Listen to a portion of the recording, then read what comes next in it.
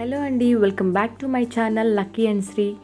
ఈరోజైతే మన వ్యూవర్స్ కోసం టేస్టీ అండ్ హెల్దీ రెసిపీ పాలకూర ఉల్లికారం ఎలా చేయాలో చూపిస్తున్నాను. ఈ పాలకూర ఉల్లికారం చేయడానికి మనకు కావాల్సిన మెయిన్ ఇంగ్రీడియంట్ పాలకూర.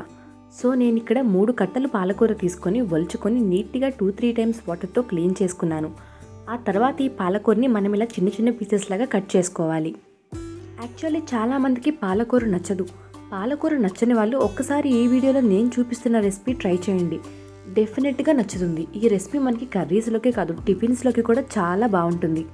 టేస్టీగా ఉండడం మాత్రమే కాదు, పాలకూర తినడం వల్ల చాలా హెల్త్ బెనిఫిట్స్ కూడా ఉన్నాయి. ఈ పాలకూరలో చాలా రకాల వైటమిన్స్ ఉంటాయి.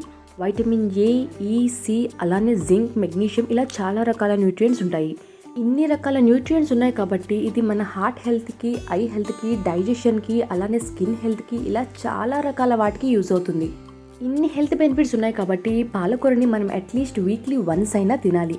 సో పాలకూర నచ్చని వాళ్ళు ఇలా ట్రై చేయండి, డెఫినెట్గా తింటారు. ఫైనలీ మన కర్రీ విషయానికి వచ్చేస్తే పాలకూరని ఇందాక మనం కట్ చేసుకున్నాం కదా, తర్వాత ఆనియన్స్ కూడా కట్ చేసేసాము. నేను ఇక్కడ 3 కట్టలు పాలకూరకి 5 ఆనియన్స్ తీసుకున్నాను. ఈ ఆనియన్స్ని మనం మెత్తగా గ్రైండ్ చేసుకోవాలి. గ్రైండ్ చేసుకోవడానికి ఆనియన్స్తో పాటు వెల్లుల్లి, లవంగాలు, మిరియాలు కూడా తీసుకున్నాను. వీటన్నిటిని మెత్తగా గ్రైండ్ చేసి పక్కన పెట్టుకోవాలి. తర్వాత ఒక కడాయిలో 4-5 స్పూన్స్ ఆయిల్ తీసుకొని ఆవాలు, జీలకర్ర, అలానే ఇందాక మనం గ్రైండ్ చేసుకున్న ఆనియన్ పేస్ట్, కాస్త ఉప్పు, పసుపు కూడా యాడ్ చేసుకొని బాగా మిక్స్ చేసుకొని ఉడికించుకోవాలి. ఈ ఆనియన్ పేస్ట్ పచ్చివాసన అంతా పోయిన తర్వాత మనం ఇందాక కట్ చేసుకున్న పాలకూర వేసుకొని బాగా మిక్స్ చేసుకోవాలి.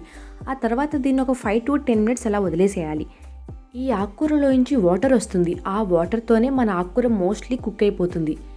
ఇలా 10 మినిట్స్లో మన ఆకుకూర మోస్ట్లీ కుక్ అయిపోయిన తర్వాత ఒక్కసారి మిక్స్ చేసుకొని కొంచెం వాటర్ వేసుకోండి.